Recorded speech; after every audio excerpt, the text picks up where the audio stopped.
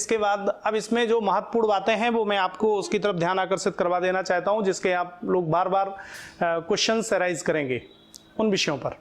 सबसे पहले क्या जानना चाहते हैं? सैलरी कितनी है? सैलरी कितनी है? ठीक है, सैलरी की चिंता है, सिलेक्शन की नहीं है। सर सिलेक्शन होगा तभी तो सैलरी मिलेगी। अच्छा ठीक है, आइए तो हम लोग उत्तर प्रदेश लोक सेवा आयोग के द्वारा जो विज्ञापित की गई वैकेंसी है उत्तर प्रदेश न्यायिक सेवा सिविल जज जूनियर डिवीजन परीक्षा 2022, उस पर डिटेल में थोड़ा सा डिस्कशन कर रहे हैं, मुख्य मुख्य बिंदुओं पर आपका ध्यान आकर्षित करवा रहे हैं। राइट,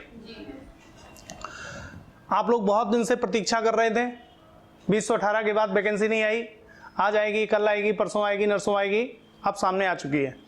ठीक है ना? ओके, सबसे पहले प्रश्न, बहुत लोगों की चिंता होगी इस बात की, आपके फ्रेंड्स की चिंता होगी कि 2018 के बाद वैकेंसी नहीं आई थी और 2022 में वैकेंसी आई है। अब जो लोग 2019 में, 2020 में, 2021 में ओवर एज हो गए उनका क्या होगा? ठीक है ना? तो अभी हम आपके साथ डिस्कस करेंगे। इसमें जो लोग ओवर एज हो गए हैं उन सभी को अवसर प्रोवाइड कर दिया गया है।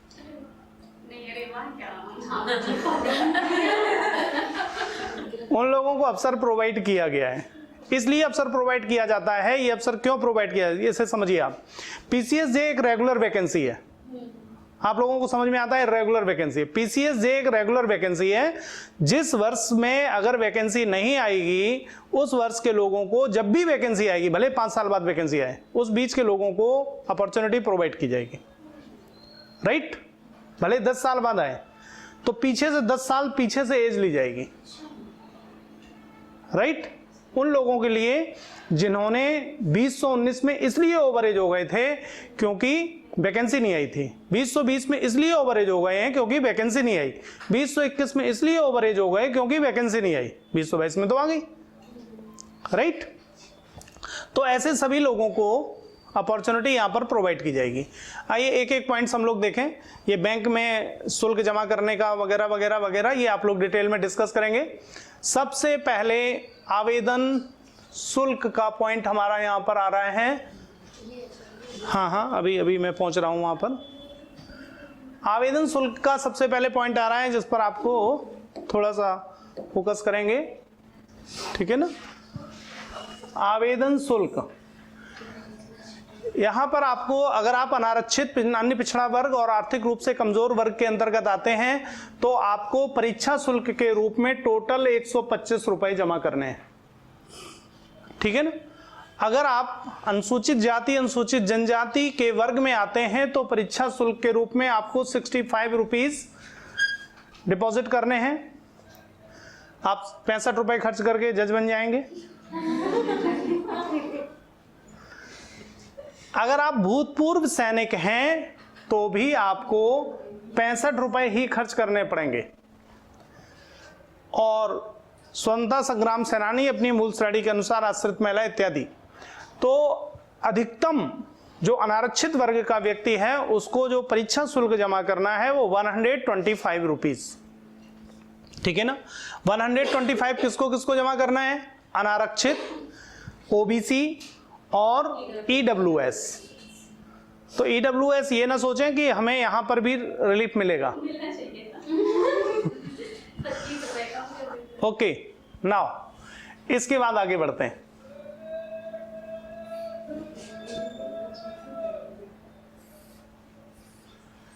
इसके बाद अब आप लोगों का सबसे ज्यादा जो विषय रहता है कि रिक्तियां आखिर कितनी हैं।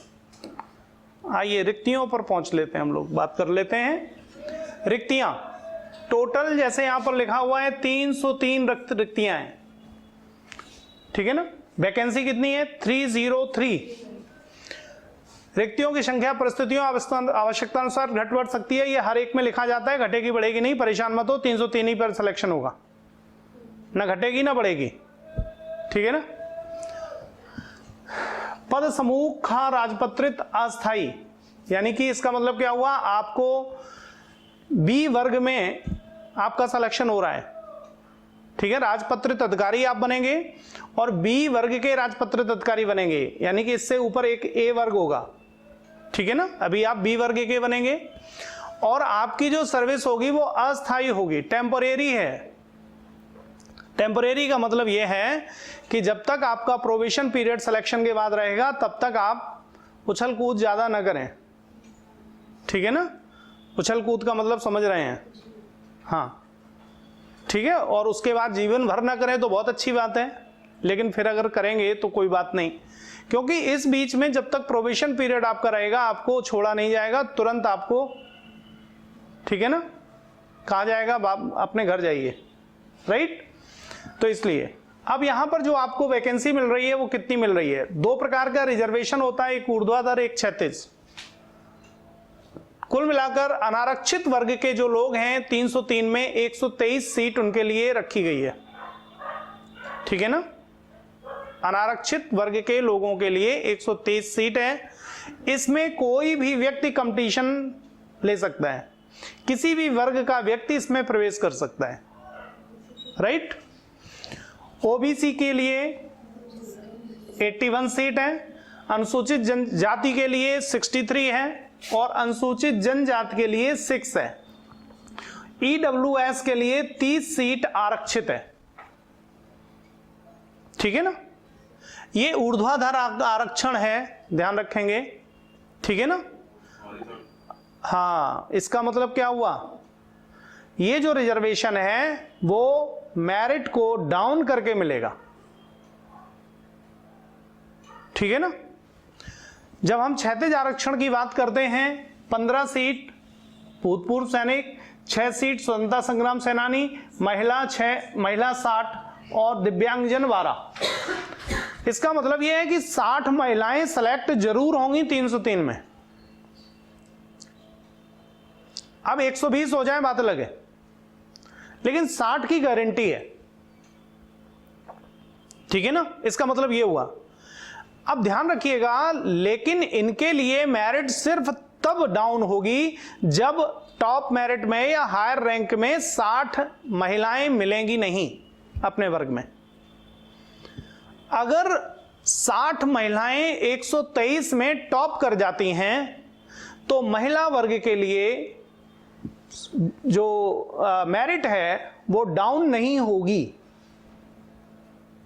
अगर मेरी बात समझ रहे हैं, 60 महिलाएं अगर टॉप कर गईं, 1 से लेकर 60 नंबर तक 60 महिलाएं बैठ जाएं, तो महिला के नाम पर आपके लिए मेरिट डाउन नहीं की जाएगी,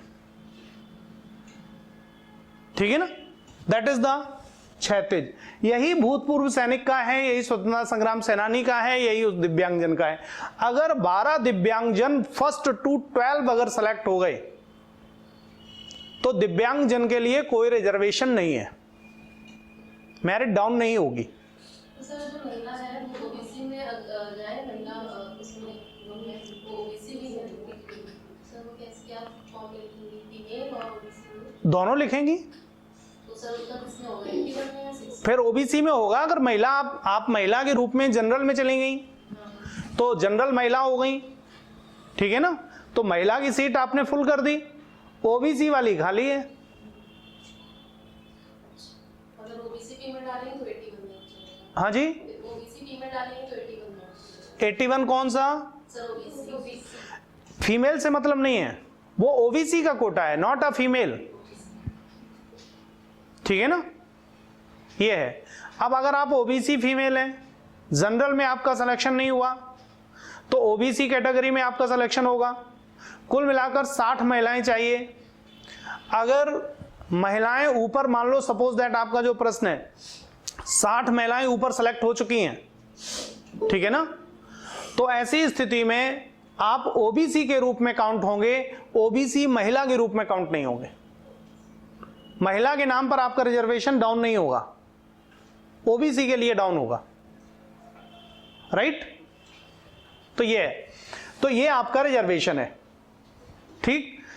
अभी सामान्यतः आपको 123 सीट मिल रही है, और जो ये सीट देखते हैं कई बार आप लोग काउंट कर लेते हैं, ये भी रिजर्वेशन में है, ये भी रिजर्वेशन में है, तो बताइए जनरल कैटेगरी के लिए कितनी बची, तो आप कहते हैं मुश्किल से 15 सीट बची, 20 सीट बची, ठीक है ना। ऐसा नहीं है, ये क्या है, क्षैतिज है, ठीक है ना। इस बात को क्लियर, इतनी बात क्लियर हो गई। आइए आगे बढ़ते हैं। नेक्स्ट, इसके बाद दिव्यांगजन के लिए कुछ बातें लिखी हैं, रिजर्वेशन की कुछ बात आई है, और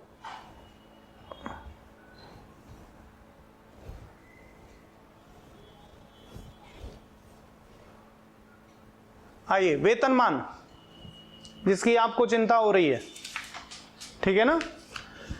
वेतनमान 9,000 टू 14,550, लेकिन इसको रिवाइज कर दिया गया है।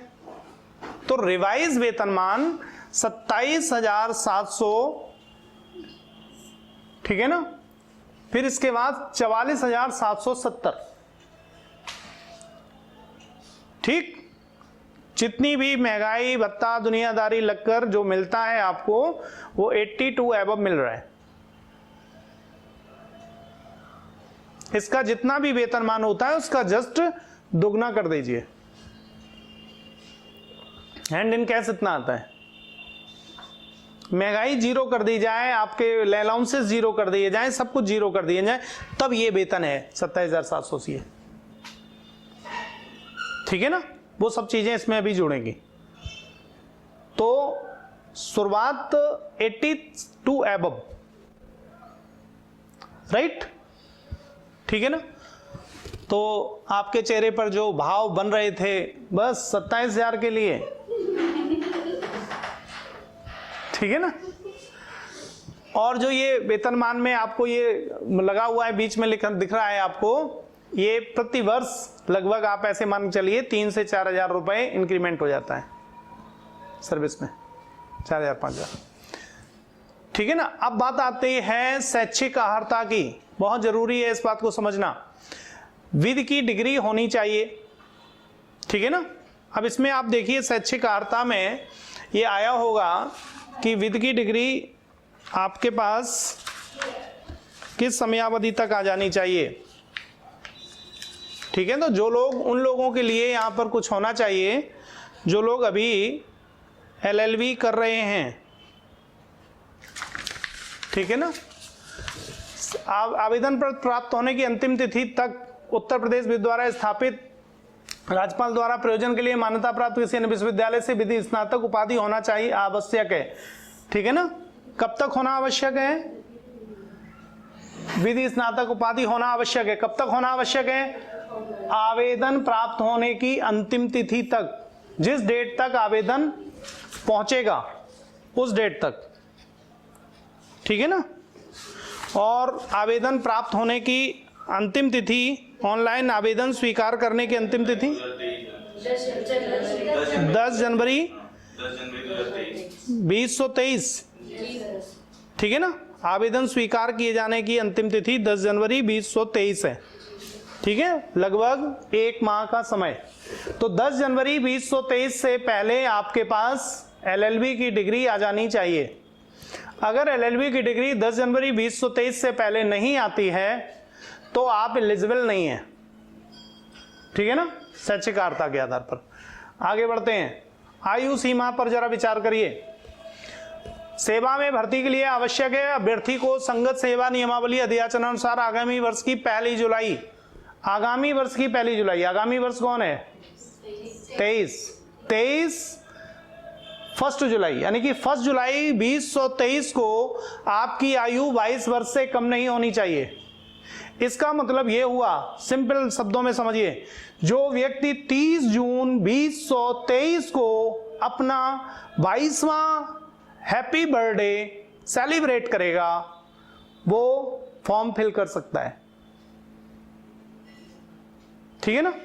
अर्थात अभी अगर आपकी आयु 21 वर्ष है, 22 वर्ष नहीं हुई है, तो चिंता करने की जरूरत नहीं है। अगर आप 30 जून 2023 को हैप्पी बर्थडे सेलिब्रेट करेंगे तो आप एलिजिबल हैं, लेकिन उसके बाद नहीं, ठीक है ना। इवन 1 जुलाई को भी अगर सेलिब्रेट करेंगे तो भी एलिजिबल है, 1 जुलाई 2023, ठीक है ना। कब से काउंट करेंगे? 1 जुलाई 2023 को अगर आप अपना 22वां हैप्पी बर्थडे सेलिब्रेट करेंगे और 23वें ईयर में प्रवेश कर जाएंगे, ठीक है ना, तो आप एलिजिबल होंगे, ठीक है ना। तो जो लोग 21वां अपना सेलिब्रेट कर चुके हैं और 22वां सेलिब्रेट करने वाले हैं, वो सभी लोग फॉर्म फिल करेंगे, राइट। चलिए, तो ये तो आपकी 1 जुलाई 2023 हो गई, 22 वर्ष। अब इसके बाद 35 वर्ष 2 जुलाई 1988 से पहले का उसका जन्म नहीं होना चाहिए, ठीक है ना। इसका मतलब 1 जुलाई 2023 को आपने 35 ईयर पूरे ना किए हों, अगर यहां से पीछे आप जाएंगे तो 35 ईयर 2 जुलाई 1988 तक कंप्लीट हो जाएंगे, ठीक है ना। 35 ईयर्स आपने कंप्लीट ना किया हो। साथ में यह ध्यान रखना होगा कि 5 वर्ष की छूट ओबीसी, एससी, एसटी कैंडिडेट को प्राप्त है। यानी कि ऐसा अगर कोई कैंडिडेट है तो वो 40 वर्ष की आयु तक, यानी कि 2 जुलाई 1988 को उसने अगर 40 वर्ष की आयु प्राप्त नहीं की है तो भी फॉर्म फिल कर सकता है। इसके लिए मैं आपको ऊपर लेकर चलूंगा।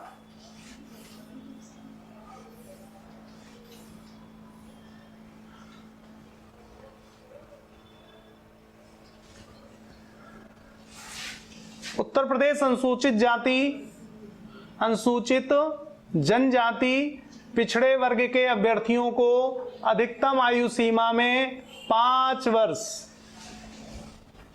की छूट प्राप्त है, ठीक है ना। तो अगर इस वर्ग का कोई अभ्यर्थी है तो उसको 5 वर्ष की छूट मिलेगी, राइट। अब इसके अलावा बातें तो आगे बहुत भी हैं। अगर आप कुशल खिलाड़ी हैं तो 5 वर्ष की छूट अनमन्य होगी। अगर कोई दिव्यांग जन है तो उसे 15 वर्ष की छूट मिल रही है, ठीक है ना। प्लेयर्स को 5 वर्ष की और दिव्यांग जन को 15 वर्ष की छूट मिल रही है, 15 वर्ष। अर्थात 1 जुलाई 2023 को अगर कोई दिव्यांगजन 50 वर्ष का है तो वो भी पीसीएसजे बन सकता है। हाँ जी, 60 ईयर, 10 वर्ष के लिए बनोगे, राइट। आइए, अब इसके बाद हम लोग आगे बढ़ते हैं। थोड़ा सा स्पीडी काम करें, आप लोग बातों में लगा रहे हैं।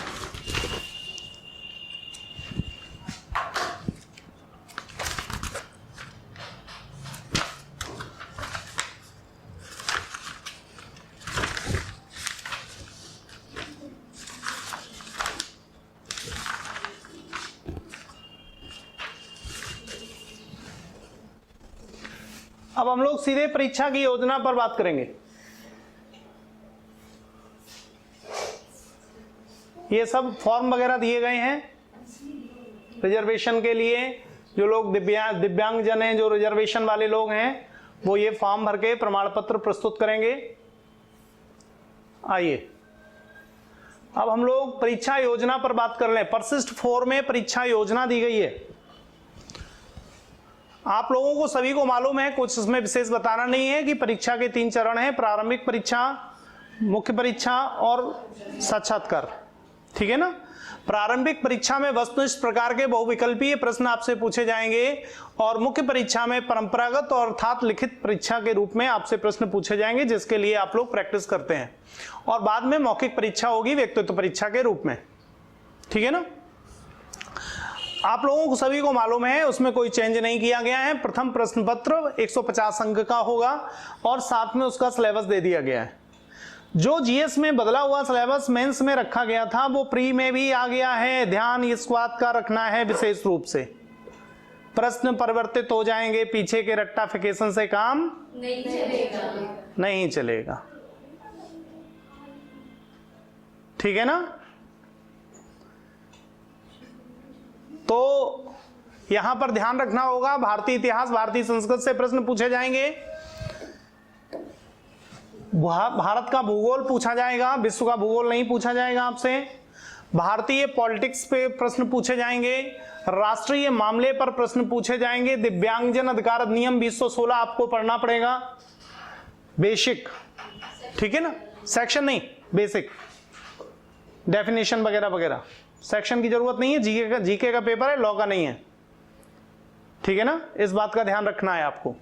माता पिता और वरिष्ठ नागरिकों का भरण तथा कल्याण अधिनियम 2007 भी पढ़ना पड़ेगा, दहेज प्रतिषेध अधिनियम 1961 पढ़ना पड़ेगा, घरेलू हिंसा महिला संरक्षण अधिनियम 2005 पढ़ना पड़ेगा, महिलाओं पर लैंगिक उत्पीड़न 2013, गर्भधारण पूर्व प्रसव पूर्व निदान तकनीक 1994, गर्भ का चिकित्सीय समापन अधिनियम 1971, स्त्री शिष्ट रूपेण लैंगिक अपराध बालकों का संरक्षण अधिनियम 2012। ठीक है ना? ये आपको पढ़ने पड़ेंगे, बेसिक नॉलेज। इसका मतलब ये नहीं है कि ये लॉ का पेपर नहीं है, ये लॉ नहीं होगा जो आप उसको सेक्शन को रटने में लग जाएं। स्टोरी, ठीक है ना?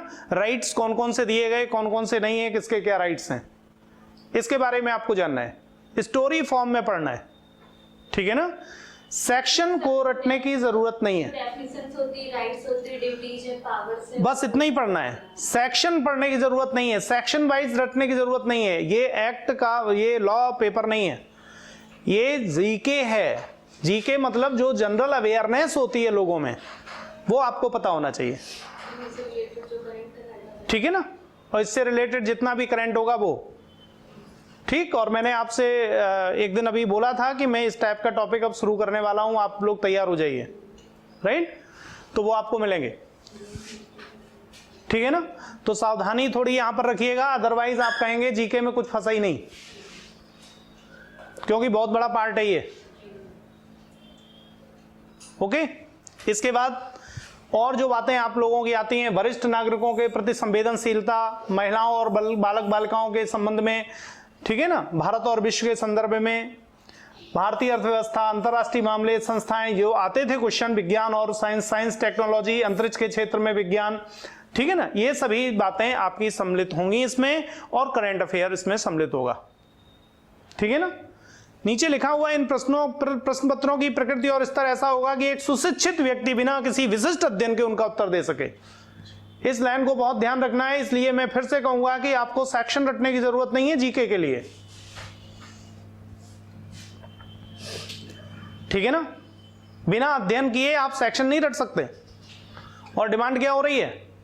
बिना अध्ययन किए एक सुशिक्षित व्यक्ति, एक जागरूक व्यक्ति जो उनके जवाब दे सकता है, उस टाइप के प्रश्न पूछे जाएंगे, राइट? तो एक सरसरी निगाह से पढ़ना पड़ेगा, एक उसका जनरल आइडिया डेवलप करना पड़ेगा, कौन कौन से अधिकार हैं, इन सब बातों पर थोड़ी चर्चा करनी पड़ेगी। आइए अब इसके बाद द्वितीय विधि प्रश्न पत्र आपका 300 नंबर का होगा।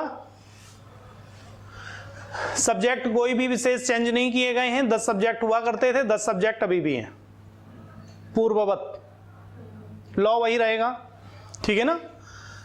मुख्य परीक्षा में आगे सामान्य ज्ञान और इस सब में कोई चेंज नहीं किया गया है। चेंज जहां पर हुआ है वो आप लोगों को मालूम है, लैंग्वेज में चेंज हुआ है, प्रश्न पत्र संख्या 2 और प्रश्न पत्र संख्या 3। 100 नंबर का, 100 नंबर, हाँ 100 अंकों का ये बना दिया गया है आपका। ठीक है ना? खुश होने की बहुत जरूरत नहीं है, सावधान होने की जरूरत है। हिंदी भाषी लोगों को परमिट किया गया, लेकिन उनको नहीं किया गया जिन्हें हिंदी भी नहीं आती। सो कॉल्ड सिर्फ कहते हैं हम हिंदी भाषी हैं, मुझे हिंदी आती है, लेकिन जिनको हिंदी भी नहीं आती उनको नहीं परमिट किया जा रहा है, उनको कुछ मिलेगा नहीं यहां। ठीक है ना? तो अब आपको जिस तरीके से तैयार करना है, अंग्रेजी में निबंध लिखना है, सारांश लेखन लिखना है, प्रेसी राइटिंग लिखनी है, हिंदी गद्यांश का अंग्रेजी में अनुवाद। ठीक है ना? हिंदी टू इंग्लिश आपको किस पेपर में करना होगा? अंग्रेजी वाले पेपर में। फिर इसके बाद यहां पर आपको हिंदी में निबंध लिखना है, यहां पर सारांश लेखन हिंदी में लिखना है, यहां पर इंग्लिश में लिखना था, यहां पर इंग्लिश में लिखना था। और गद्यांश का हिंदी में अनुवाद, यहां पर अंग्रेजी में अनुवाद था और यहां पर एक इंग्लिश का आपको गद्यांश दिया जाएगा, उसको हिंदी में कन्वर्ट करना पड़ेगा। यानी कि जो प्रक्रिया आप कर रहे हैं लगातार इस क्वेश्चन को और इस क्वेश्चन को आप पर डे कर रहे हैं, वीकली कर रहे हैं, ठीक है ना। और ये प्रश्न हमने आपको करवाना हम प्रारंभ हमने कर दिया है, आगे आपको लगातार मिलते रहेंगे इंग्लिश में भी और हिंदी में।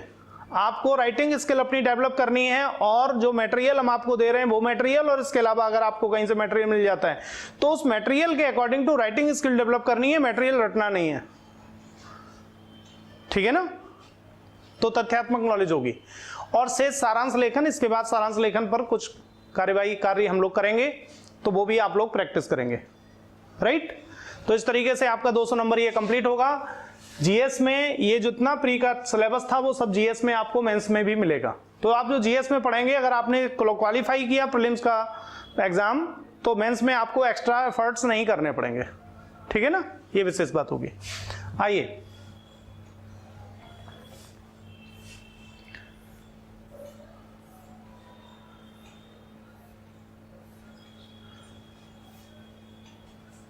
ठीक है, अब ये वही अवधि दी गई है कि 2 घंटे का होगा, 1 घंटे का होगा, राइट। वो पूर्ववत है, उसके लिए मुझे कुछ यहाँ पर विशेष आपको बताने की जरूरत नहीं है।